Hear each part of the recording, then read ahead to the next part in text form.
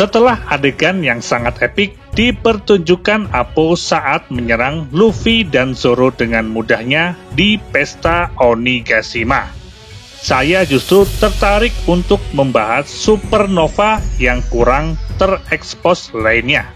Ya, supernova yang satu ini belum banyak diperlihatkan akan kekuatannya dan pengaruhnya sebagai bagian dari bajak laut generasi terburuk.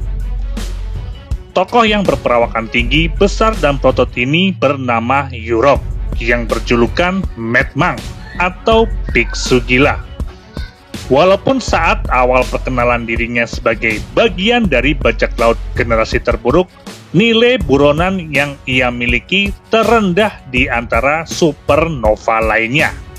Tapi tidak berarti ia lemah. Contohnya saja adalah pengakuan dari Broly yang mengatakan kepada Luffy bahwa dari sekian banyak bajak laut hebat dan ambisius yang datang ke negeri Whole Cake Island, saat itu hanya Yurok lah yang sanggup mengalahkan salah satu komandan manis milik Big Mom yang bernama Charlotte Snake dengan bounty sebesar 600 juta berry. Walaupun akhirnya salah satu komandan manis lainnya bernama Cracker akhirnya berhasil mengusirnya dari wilayah kekuasaan Big Mom. Dengan mampu mengalahkan Charlotte Snake, jelas menunjukkan level kekuatan biksu gila ini tidak bisa dianggap remeh. Terakhir kemunculannya adalah saat adegan Kaido melakukan ritual bunuh diri dengan melompat dari atas awan setinggi 10.000 meter dari permukaan bumi. Saat itu, posisi Kaido hanya berjarak puluhan meter saja dari dirinya. Kemungkinan besar dan logikanya mereka pasti sudah bertemu, karena sama-sama berada di negeri awan.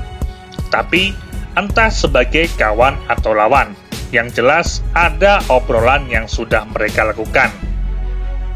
Saat Kaido terjun dari atas awan, tepat di bawahnya sedang ada 3 supernova lainnya, yaitu Kid, Apo, dan Hawkins, yang kesemuanya saat ini sedang bertikai di negeri Wano. Itu menandakan negeri awan tempat Yurok berada kemungkinannya adalah tepat di atas negeri Wano. Bukan bajak laut dari generasi terburuk namanya, jika Yurok tidak ikut ambil bagian meramaikan perang Wano kali ini. Mengingat lokasinya sedang berada di atas awan, lantas bagaimana caranya ia datang ke Wano?